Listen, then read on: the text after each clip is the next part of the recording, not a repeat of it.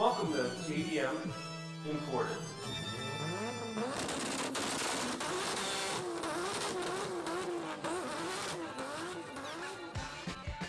What's up, guys? Welcome to the JDM Imported podcast. Dante Prinzo with Elusive Auto Company, Elusive Auto Shine, as always. And we are at episode 21. So, I'm going to get into it, but I'm going to give you a final apology for... I was just listening to my last episode, as I often do, because so much time goes in between one and another. Sometimes I forget where I leave off, and I want to keep things cohesive. I want to keep kind of a constant storyline of how things are going without jumping around too much, and also adding, obviously, some tidbits of information that hopefully bring value to you. But, you know, I listened to episode 20, and I'm like, what an idiot. Like, I did it again. I'm like, hey, see you in 1 week. See you in 2 weeks. Yeah, it's 4. It's 4 again. So this is the last apology. I'll try to get them out as much as I can. But just to let you know, like this, I don't view this podcast as a burden.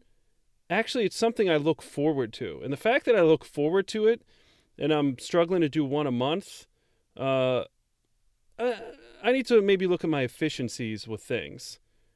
You know what I mean? Because it's, I love doing this, and I'm like, how can I only get one a month up? I mean, this is like, especially now, because to be totally honest with you, as always, I don't need to put as much time into like prep for it, right? Because it's just me talking by myself. You know what I mean? Like, I'm not like question answer with somebody, interviewing, long format, things like that.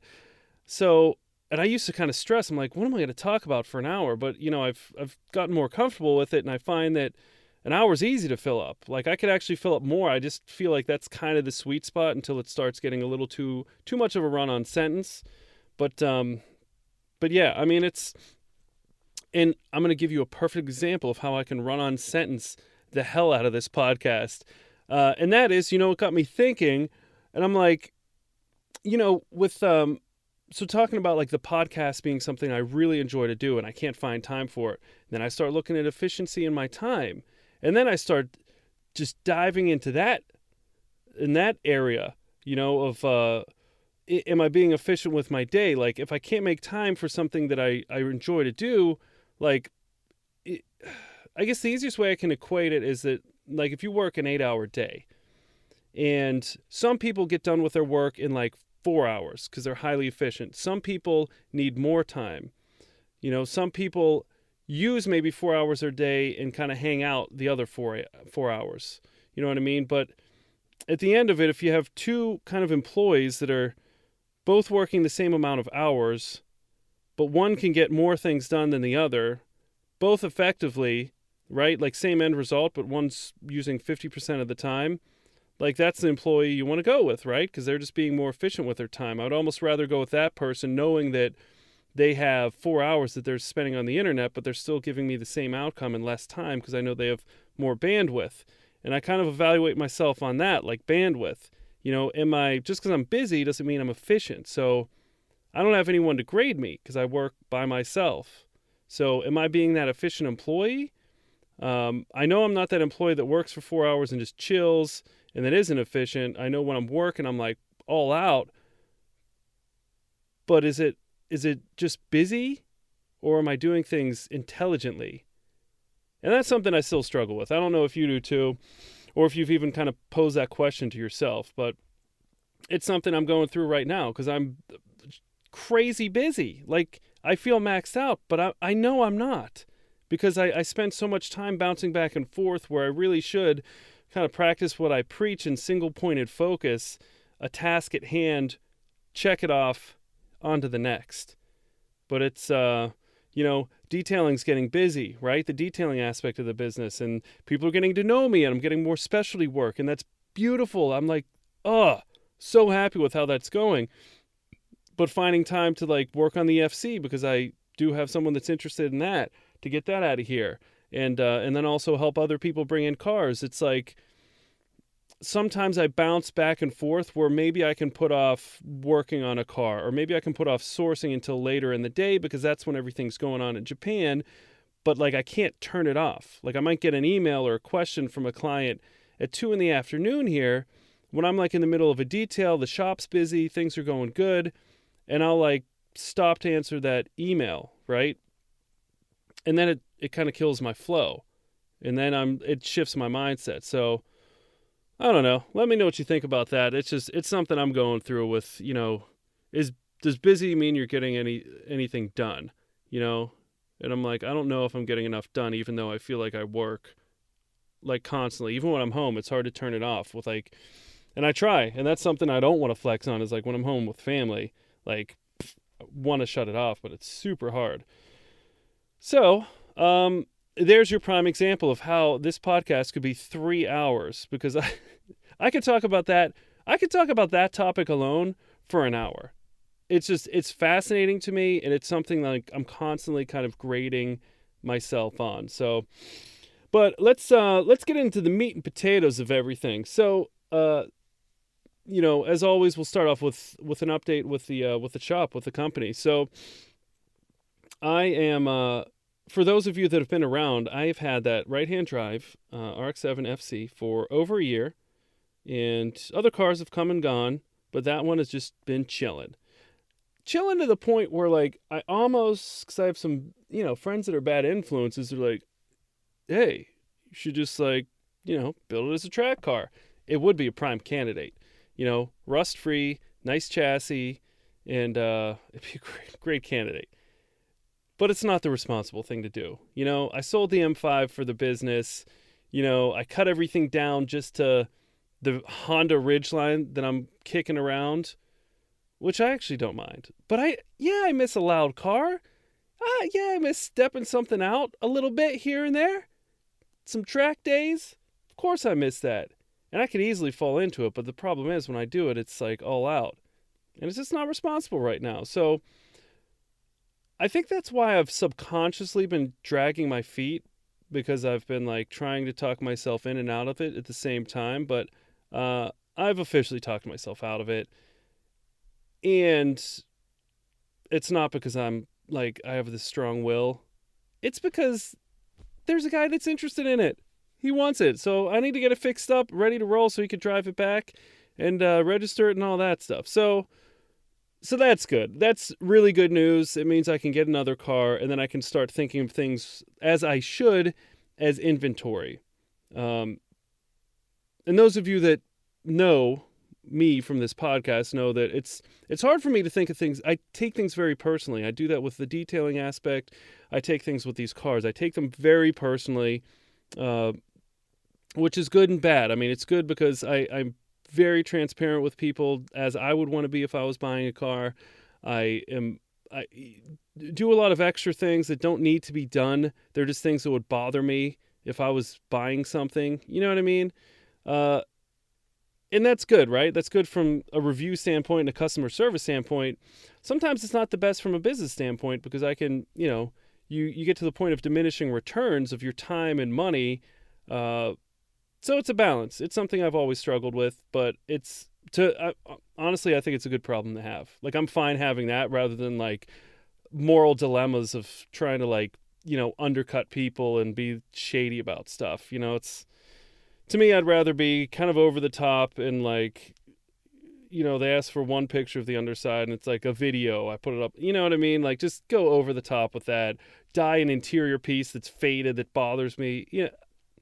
So it's a good problem to have, but it's something I need to manage. It's like a high-functioning alcoholic, Like, I know it's a problem. I can still get a lot of stuff done, but I do realize I have to manage it to a point, Like, I just have like a little bit of a problem. Are there really little drug problems? I don't know. That's another discussion for another day, but so anyway, so that's what's going on with that. And then and I do in the latter part of the show, as I said in the last episode, I want to get into let's get into some car buying. Let's check out the market. I want to look at some weird stuff. I will say I'm not gonna talk about the brand. I wanted to maybe a little history lesson, some details on a fairly famous JDM brand. I'm not gonna hit that in this episode just because I have enough things to talk about. And again, In all honesty, I didn't do the research for it, and I just really wanted to get on the mic here in a little chit chat. So that's what's going on with the import side. As always, if you guys have been good about like referrals, I've actually gotten some referrals from the podcast for the importing service, which has been great. Which I can really see, being a nice part of the tripod for the business, where people get to pick their car, they get my connections for sourcing, and it's I think there's value in that. There's obviously, I'll be the first to tell someone that you don't need to hire me. You can absolutely do it on your own. But I think that there is value in risk mitigation. I think there's value in like logistics, and it's really hard to find good help. It's hard to find the right car, and I'll be the first to tell somebody that it's always a leap of faith. Even though I can provide a lot of information on the car before we even decide to bid on it, more so than a lot of different sites, that people have access to, it's, you're still getting a car that at best has been started up and maybe engaged in gear, but not a proper test drive. And technically you're not even allowed to start them. So there's that. But yeah, so thank you to those of you listening that have sent people my way, that have signed up with me. Keep them coming. I mean, really, it is so important to me to, even though I've been getting busier with the detailing, it's so important for me to keep the import side of the business going, because that is the next phase. Okay? So that was the start of everything, right? 2015, that was the start of everything. A little over a year ago with this podcast, that's what I started talking about. And I don't want to lose that, because that's always been kind of my end goal. That's always been kind of my gold medal. And right now, this is like my first, like, I got a bronze medal. Like, I feel like, okay, good. I have my shop space. I have a business that can sustain itself and even stay in the green, which is a huge win so far. And I'm very happy for that. But I need this to continue to grow so I can, support a small dealership, which is another, like I've always said in this, with any business, it's always, great when you get in the green and you get more green and more green. Then you have to start thinking how, I know it sounds crazy, but like how I can get in the red again so that I can compound that green down the road. So it's like, as this starts to grow and my detailing is paying for itself and bringing home some income and able to start supporting some car purchases for importing, it's then how I can reinvest that to get to my main goal, which has always been to have both businesses operating on a very similar level. So this high-end detailing, the coating, the paint correction, I have fallen in love with it. It might sound boastful, but I'm good at it. I have a really good knack for it. I've trained with people with a lot of experience and can hold my own and then some. And it's just, I thought that this would be like a nice compliment, but this has turned into kind of the driver to help support the import business, which is not a bad thing. It is beautiful, and I'm really enjoying my work. But the goal was always to have the dealership and then, services offered from that, so I want to keep them both going together, and I think they need to work cohesively.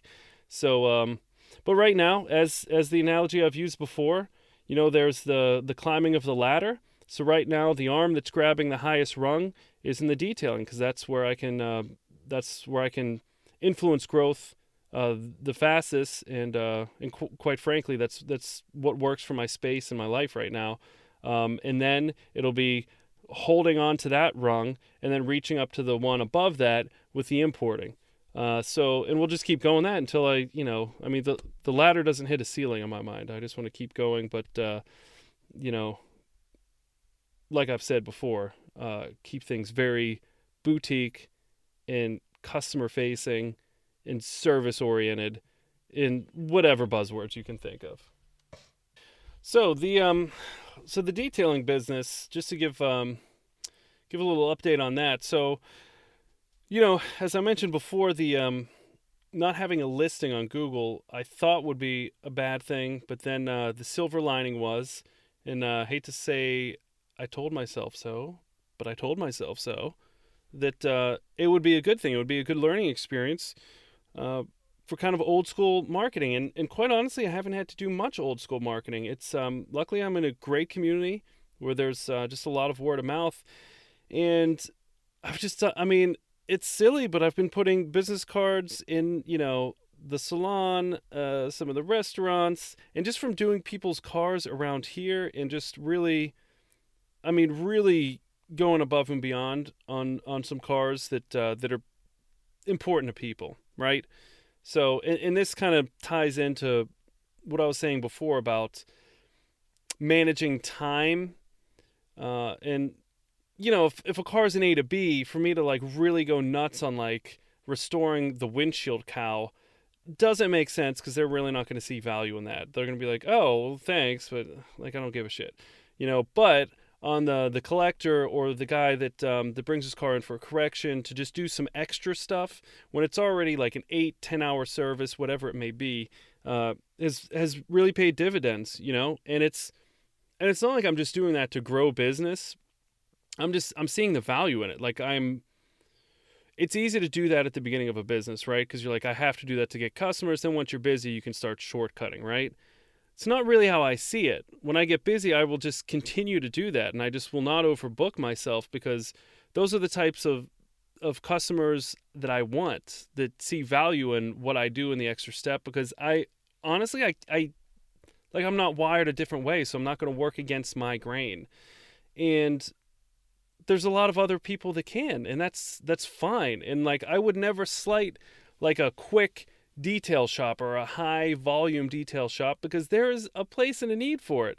Like my wife would never come to somebody like me. She would just go to whoever's the cheapest that gets things kind of clean and shines it up. Like she doesn't care about techniques, products, whatever, swirl mark. She's like, yeah, like whoever's running the $99 special, like I'll go to.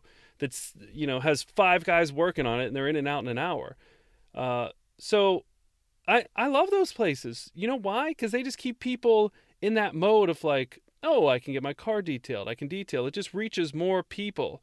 And then eventually maybe they start there and then they're like, I really want a complete service, a better service, a little more communication, some options, and then they can, maybe reach out to somebody like myself. So I love those places. So, I'll never be one of those pretentious guys that's like, well, yeah, if you want to go get a hack job, well, there's nothing wrong with a hack job. If that's the expectation, if those are the results you're looking for, then you shouldn't see me. It's a waste of your money. Like, So, and that's something I've been finding as I've been trying to develop that, because it's nice to say like, hey, I only want to do high-end stuff. But one, you have to love the pressure because there's way more pressure because there's more expectations. Things are usually more expensive or sensitive and customers are more demanding. And two, you have to be able to back it up with the quality of work. And then I'll even throw 3, and you have to be willing to spend money, because people that are looking for a certain service don't want to see porter cable stuff hanging up on the wall, terry cloth towels. They don't want to see a messy garage. They don't want to see poor lighting. They don't want to see you drop something, pick it up, and then start rubbing their... Like, it's an experience that they're paying for. And you need to be willing to, like, have the high-end product out there. You need to be willing to have your shop space, at least in my opinion, completely transparent. No behind the scenes.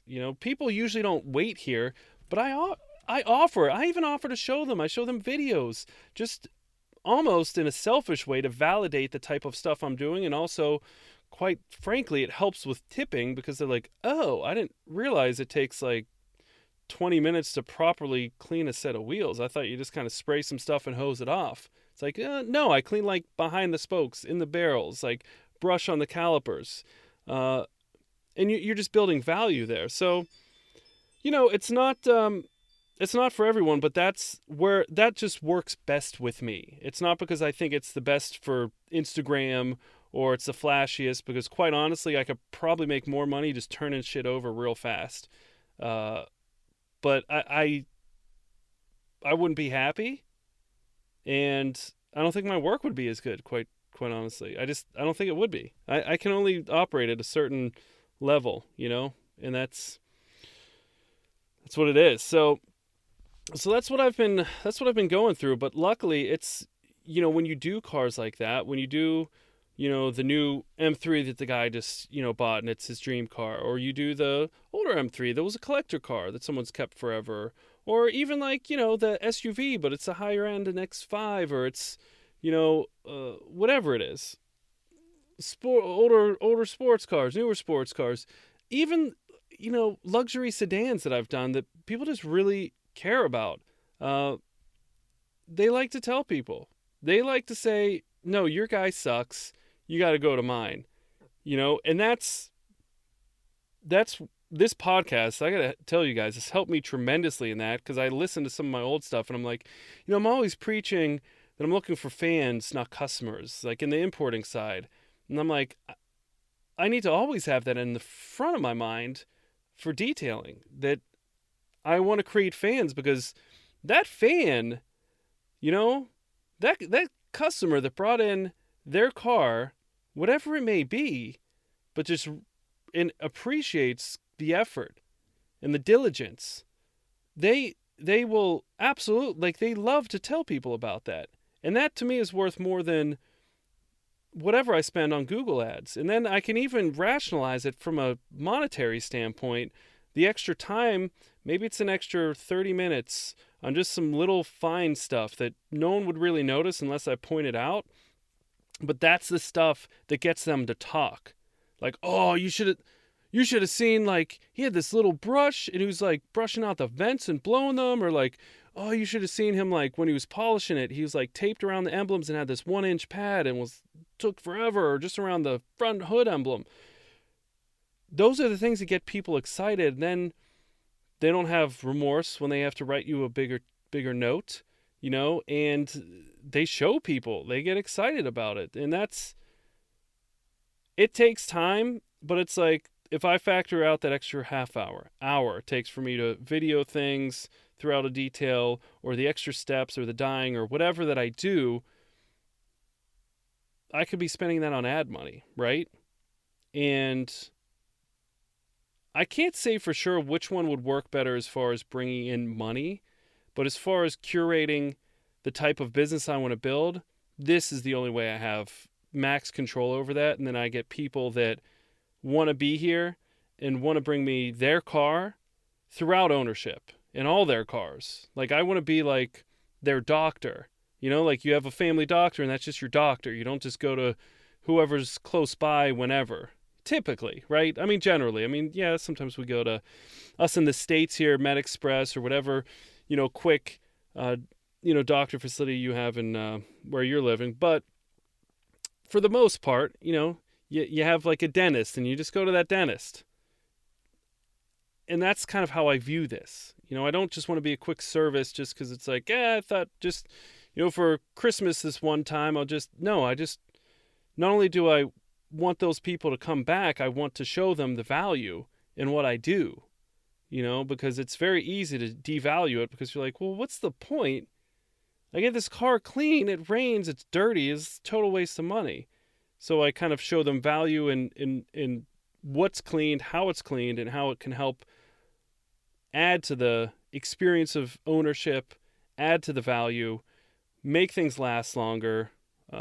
Like a perfect example, interiors are usually, I think, easier for people to understand and get with, because that's where you spend your time. That's, if you had your car since new, that will kind of rekindle that flame of engagement that you had when you first got in that thing on the dealership floor and you touched it and you're like, ooh, steering wheel's soft and it's matte and everything's just supple and nice and not shiny and greasy and dusty, and the paint just feels like glass and it looks like, and it's recreating that gets that kind of emotional connection back with the car that I think is worth a ton. And like a good example is leather. I just find that is find where people want to put their time, money, and where they see the most benefits. And like for instance, these leather seats that are perforated or high bolstered, crumbs get in there, and as you get in and get out, there's abrasion. It's like putting sand between your fingers, right? So if your fingers are clean and you rub them together, like do it right now. You rub them together, it's fine. Well, what if you put like down in that webbing part of your finger some sand and you started rubbing it back and forth?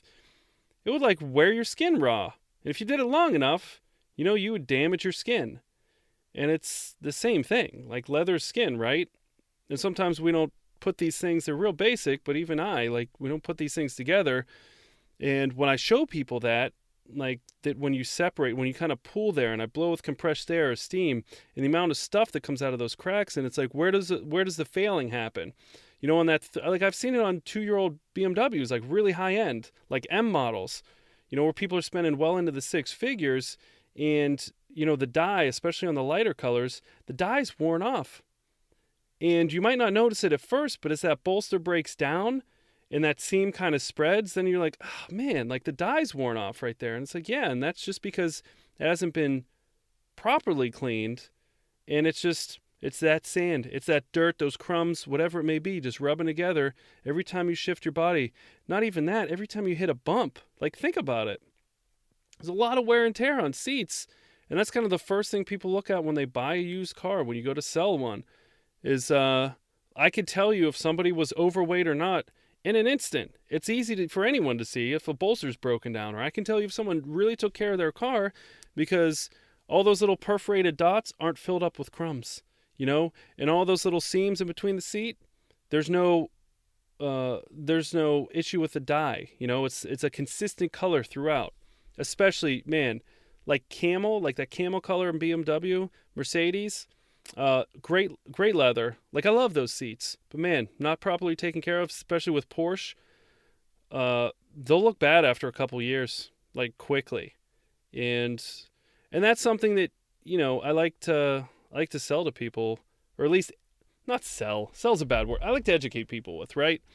It's those little details, and the reason I'm sharing this, whether you're into detailing or not, I mean, listen, we can talk about detailing in episodes as a whole. But I always try to think of like, what example can I share with you guys that's technical? So if you're into that technical thing, you might learn something, but that's also applicable to whatever you're doing. If you're in school, thinking of starting a business, working a 9-to-5, or just listening out of pure curiosity, you can apply that theory to a lot of things in your life.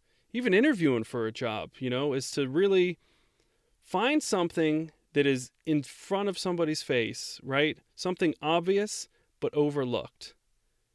And that's when you get like those aha moments. You start talking over someone's head too much and they check out. But something as simple as that, it's where your butt goes daily when you drive your car.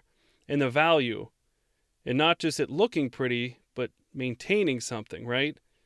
I mean, think about that. You can apply that to every part of your life and kind of validating what makes you special, right?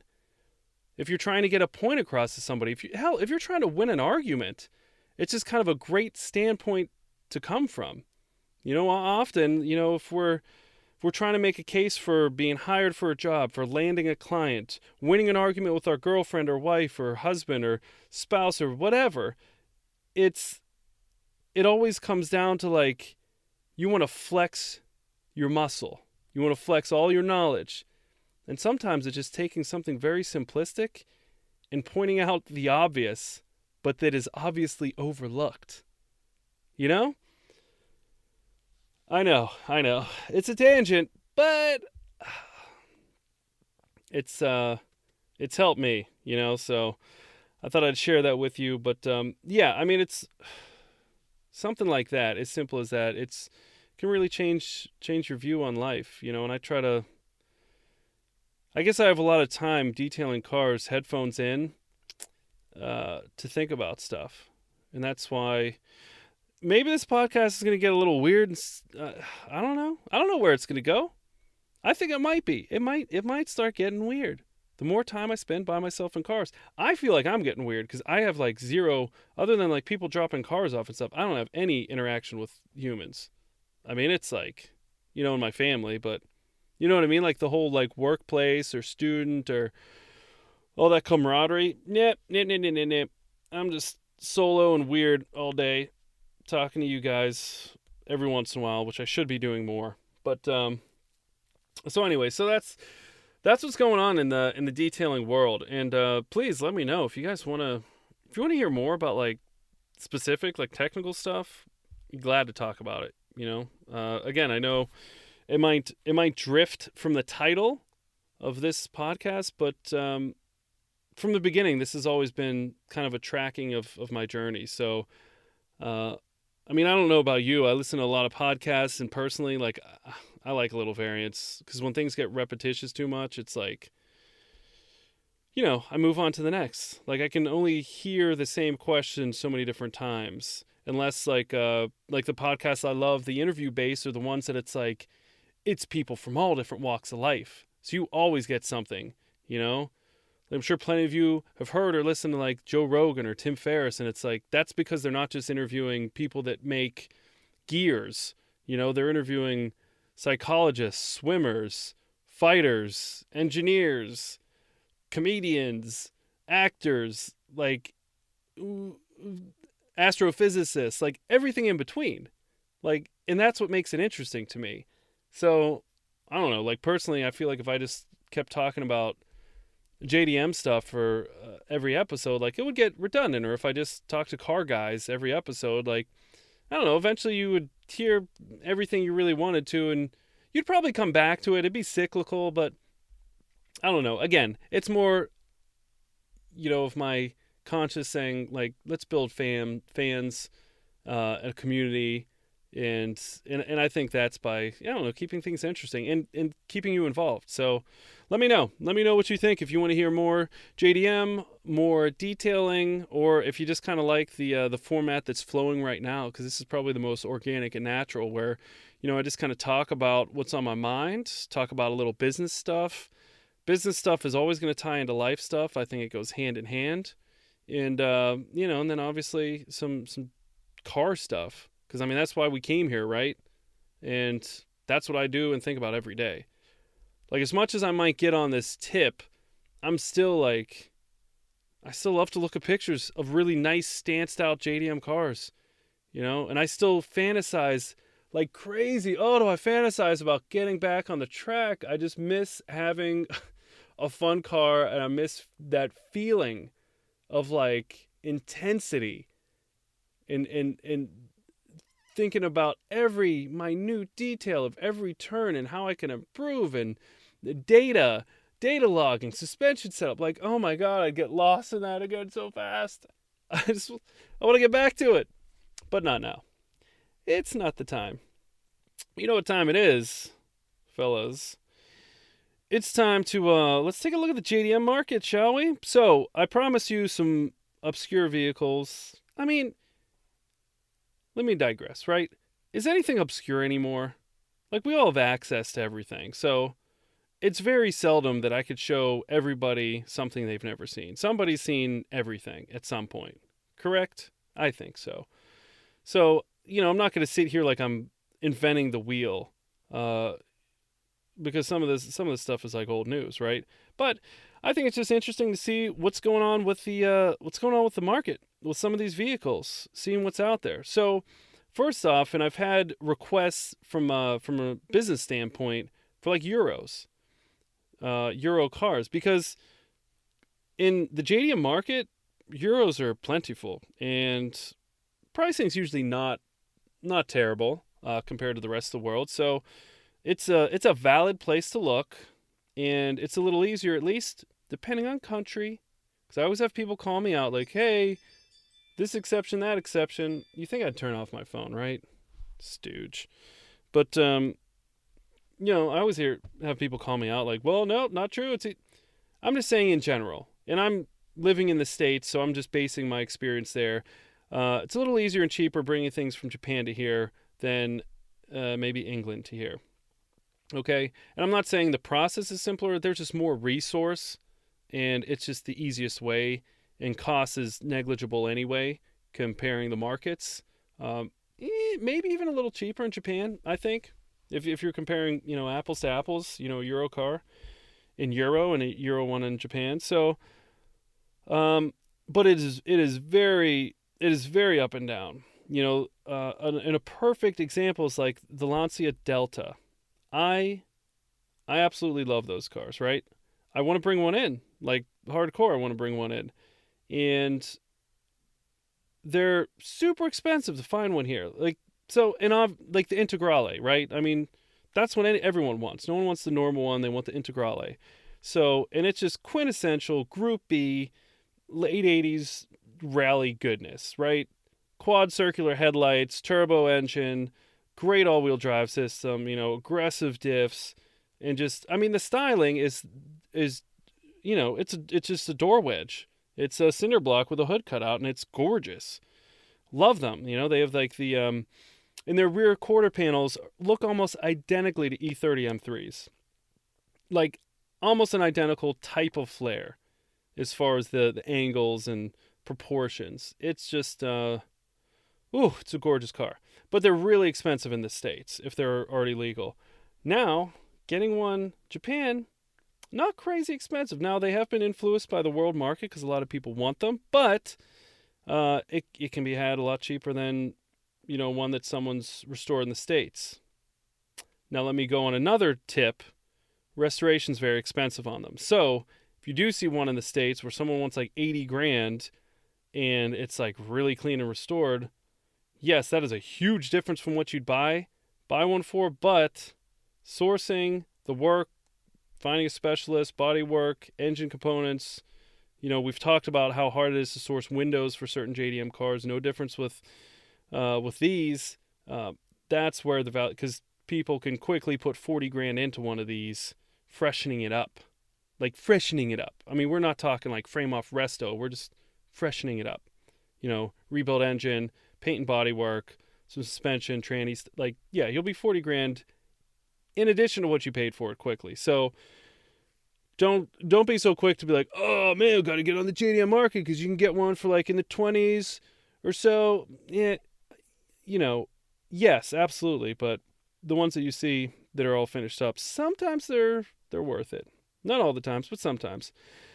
But so good example here, and there's not many. Like right now, there'll probably be more tomorrow that pop up. Maybe not. It really depends on the time of year, but there's like 3 or 4 that are available in all auctions. I mean, this is like throughout the country. So, no, there are some at dealers, but like auction prices, yeah, you're talking mid to high 30s for like a pretty average one.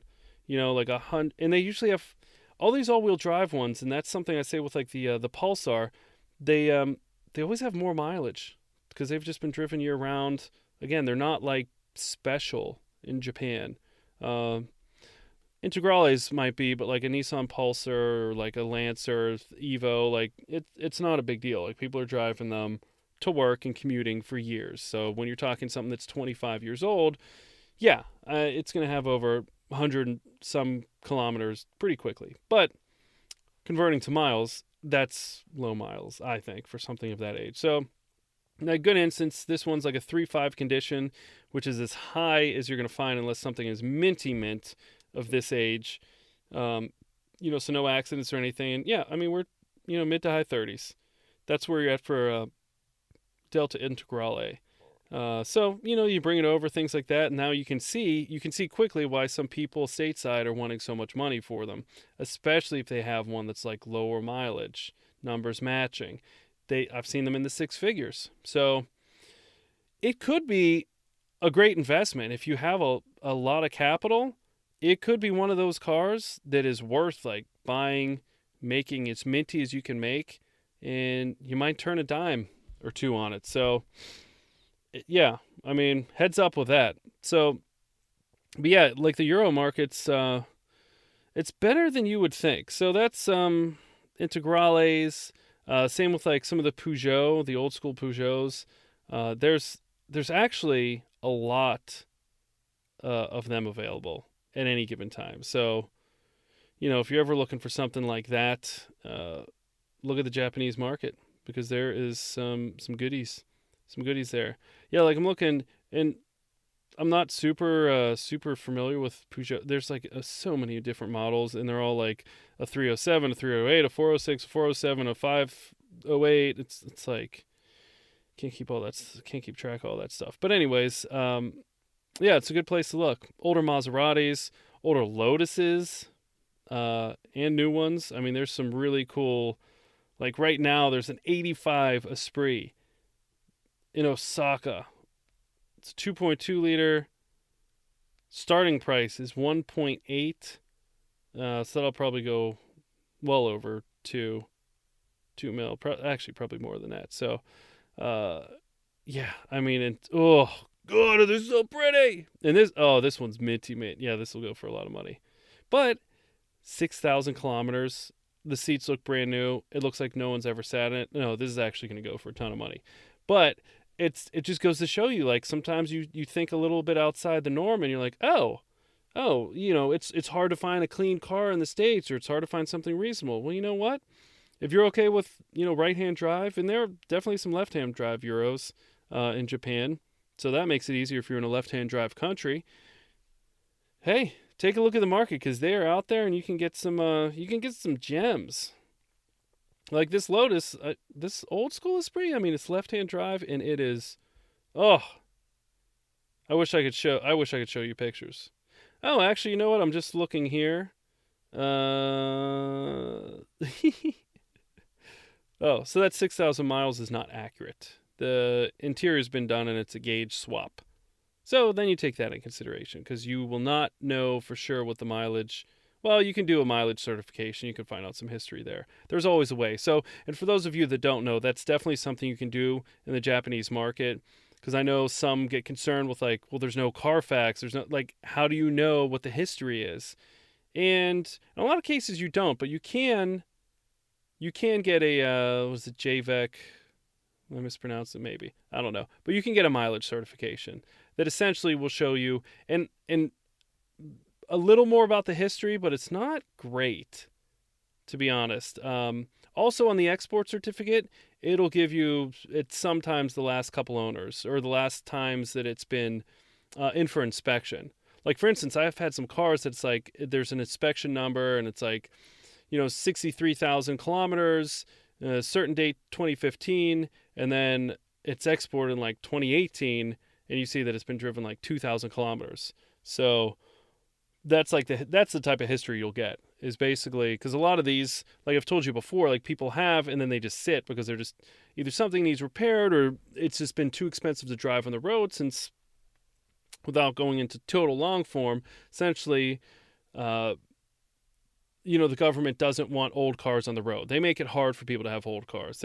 They get very expensive to register, tax, all of that stuff. So, and it's harder to find places to work on it, and they charge a premium. So that's why we get a lot of the low mileage, nice cars, but and that's why they're willing to get rid of them. And really, in the culture in general, they don't like used stuff generally.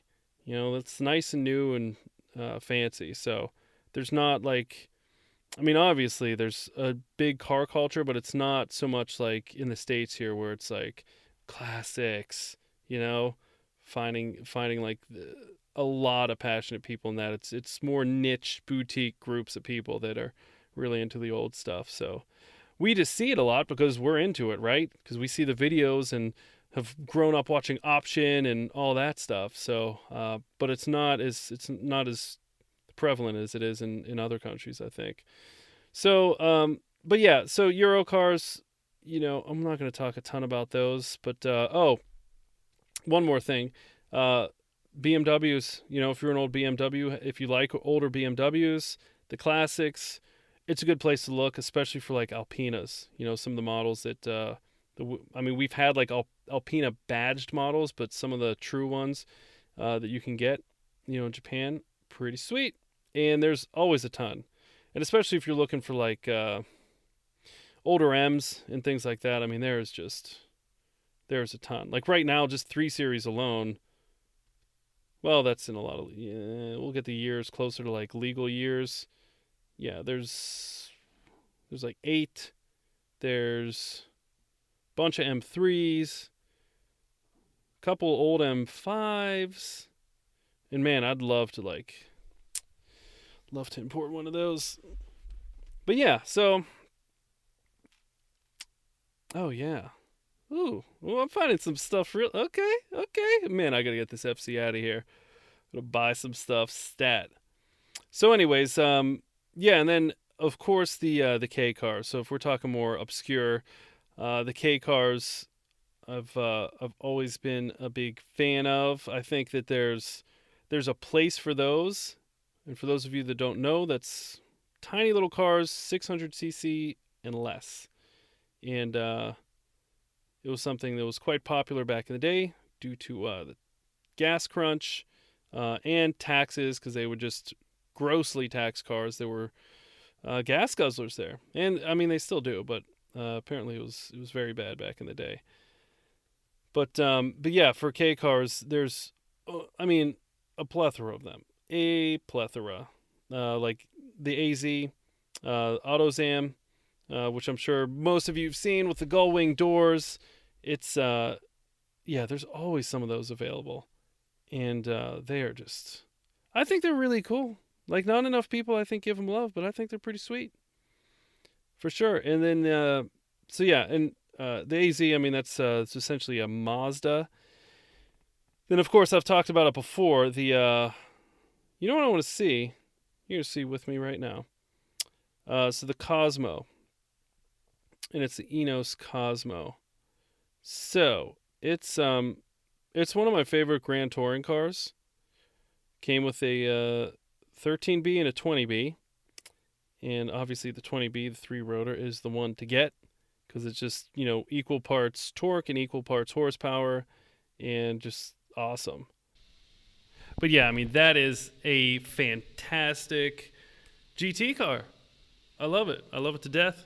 And you know what? Because you won't see a ton of them at the Cars and Coffee, because you'll get, and you know what? To some it might be annoying, to some it might be welcome, but you're going to get a lot of looks at a gas station from non-car people, which, call me crazy, but I love it. I love, like, not converting non-car people, right? Like, people that seemingly give zero shits, but still need to ask you about it. And they're like, I mean, it's an A to B thing for them. And then they see this Cosmo, this thing that's never been on the road. It sounds weird, I mean, not even the fact that it's right-hand drive, rotary JDM car. It's like a 2-door GT car. I mean, it's a dying breed. In the States here, at least. I don't know where you're from, but it's a dying breed. But anyways, so you remember just a couple moments ago where I was like, and there was a pause, and then I kept talking about the Cosmo. Yeah. Hey guys, transparency. This is a new day. So I was almost done with this podcast, and I had to dip. I had to dip fast. I had to go get my kid from karate, and I lost track of time. So I was like in mid-Cosmo thought, and I just listened to the podcast and tried to pick up where it left off seamlessly. And see, you might not have known that if I didn't call it out. But anyway, so listen, this I want to wrap this episode up. I mean, I think this, like I said, I enjoyed this one. It was kind of a nice ad-lib walk down JDM lane, what's going on in the market. As I said, I want to continue to do that, just at least for 10, 15 minutes per podcast. I think it's a fun exercise for all of us, right? But I did want to do something a little different here on this one, something I haven't done before on this podcast, and that is shout-outs. I'm usually not one for shout-outs, but listen, I got to slap myself on the wrist. I got a lot of emails recently, and mainly just because it's been like a month between episodes, right? So naturally people are, I always ask for feedback. And guys, thanks. Honestly, I can't tell you how many times I've gotten feedback on the intro. And you know what? I like the intro, but I do understand headphone users. I probably had 7 people mention it between last episode to this, so maybe it's just kind of wearing thin. I don't know. And one of those people that mentioned it, I'm actually going to bring up here and give a shout out to, because Like I said, I always try to get back to emails. I like to kind of spark conversation, right? I want this to be a little more communal than just like, hey, here's a guy talking, listen, take what you want, take from it what you want. I want it to be a little more back and forth. At least that's what I hope for, right? So, but there was two people. I'm looking through my emails, and they emailed me weeks and weeks ago. I never got back to them. So, as my penance, I'm gonna call myself out publicly here, give their names, and kind of address their questions. And actually, I want to get in some of the things that they talked about into the next episode because, again, I can't talk about it unless I be about it, right? And I didn't get back to them. And I think they messaged me like almost a month ago. And I was just looking through. I always put everything in a folder, and it was like these two names. So what I'm going to do, because I do respect privacy, so I'm just going to share first names. But you guys listening, you're going to know who you are, right? So the first one is Mark with a C. And I was glad to hear from this gentleman. And I call him a gentleman because 61-year-old man, JDM car collector, has some really cool rides, a 66 1600, a 72 240Z, and gave me some good feedback on the podcast. So Mark, I appreciate you. Sorry I didn't get back to you, but hopefully this will suffice. Doing it in the flesh, right? Or through the years, whatever you want to call it. I don't know where I'm going with that. But anyways, thank you for reaching out. And yes, Mark, I do want to bring up, I've been kind of compiling some cars I want to talk about and some data because I don't want to just, talk out of my ass. I want to have some kind of merit behind my words. And yeah, next episode, I'm going to make some time. We're talking some vintage cars. Not the whole episode, but we're going to talk some vintage cars. I just want to go over some things that I've kind of learned through the years just from knowing people that have owned them, some feedback, seeing trends, buy, sell trends, and things to look on with those look for with those certain vintage cars. And also kind of a nugget that's often overlooked is parts sourcing. Because once you get into the vintage cars, even if you're in the United States, you're dealing with domestic cars here, you're in the UK, wherever you may be, you might think, it's hard to source parts for classic cars in general, but then if you import things, you think it might be another level, when really the playing field kind of gets even when you're talking about importing a JDM vintage car, something that we're talking 35 or older. So it's not that bad. A lot of different sources. But anyway, so we're going to talk about that next podcast in the couple. You know what? I'm not going to do that. I'm not going to handcuff myself again. Learn that lesson in the next whenever I post the podcast. Hopefully a couple weeks, but don't hold me to that because I've been the worst. So, and the other I want to shout out to is Luca from the UK. And actually, him and Mark, just to touch on something, kind of shared something similar. Mark, being a professional, he said, always wanted to get into something with cars, so he's gotten some things from the podcast, and I appreciate that. Same with Luca, a mechanic, been around them. And, yeah, man, I appreciate your feedback as far as getting something out of, like, my just kind of insight to the grading where, not all grade 4s are equal, Just like if you get an A on a test, an A+ to an A-, like, there's a lot of variance there, even more so when you're bringing in subjective objective humans, right? That'll grade things differently with cars. So I'm glad you got some feedback out of that, because I think that's something that everybody should always keep in the forefront of their mind is that take it with a grain of salt. Whatever you see, the scale, the grade, the interior, the exterior, it's someone's opinion on any given day that sees more cars in an hour than you will in your life, unless you're in the business. So understand that. So I'm glad you got that out of it. And and thanks for the feedback again. He was another one pointing out that the intro might be a little too loud. It's actually a sound clip of a Supra, a stroked out Supra, two-stepping obviously. I think it's time for a change. I've had enough. I think I've been keeping track, and I'm now. Let me see. I'm now at 20. I know this is how ridiculous. I even think I'm ridiculous. Oh my God. I can't believe I have data on this. Like I do. I'm at a loss for words. I just pulled up on my computer. So 28 people have told me that it's time to change the intro. You know what, guys? It's time to change the intro. This week's going to have it, but the next one I don't know. It might be similar, and maybe I'll just take the two-step out of it. I thought it was fun, but I do kind of agree when you have your headphones on, if you're not ready for it, or if you're a first-time listener, it could be a little jarring. For those of you that have been around since episode 1, I'm sure you have gotten in the groove of like turning your headphones down a little bit and then turn it up once I start speaking, which you shouldn't have to do. I shouldn't make you do these things. You should come to me as an escape to learn something, not to stress about like get your eardrums blown out. So I'm with you. Thank you, Luca. I have taken your feedback under advisement. I've talked amongst myself. I've approved it with my board, and we will change up that intro. But anyways, so to Luca and Mark, thanks again for your patience. Sorry for not getting back to you. For everybody listening, that goes for you. I will do my damnedest to get back to everybody, and if I don't, I'm just going to do this, because you know what? This is the best way to hold myself accountable, right? Is I will just I'll just call myself out, so you guys will always know how much of a phony I am. When I say that, and then I have to shout out 20 people on a podcast that I didn't get back to, whatever it may be. So, with that, again, thanks for the listen. As always, I'm here for you. Questions, concerns, feedback about importing, detailing, even just auto business stuff. If you're going through it, you want to share, always happy to chat it out.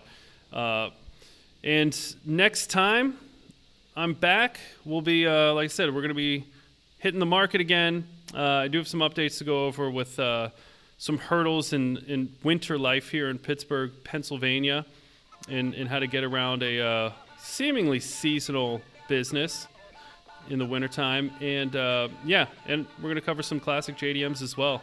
I have some stuff that I want to go over there, and hopefully you enjoy it. And I look forward to being back. So, Elusive Auto Co. on all your social media outlets. Dante at Elusive Auto Co. If you want to email me anything, that's ELUSIVE autoco.com. And then at Elusive Auto Shine if you want to follow any of the detailing exploits. So as always, enjoy the drive. Thanks for the listen. Peace.